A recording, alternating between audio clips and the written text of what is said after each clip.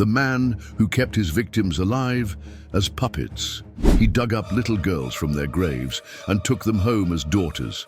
In 2011, Russian authorities raided the home of Anatoly Moskvin, a historian and linguist. They found 29 life-size dolls dressed in colorful clothes.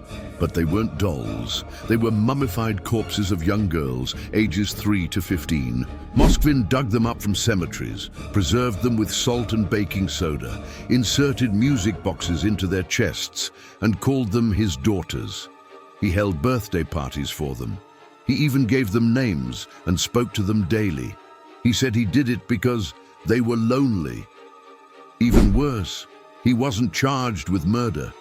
Instead, he was declared insane and placed in a psychiatric ward. To this day, he has not expressed guilt.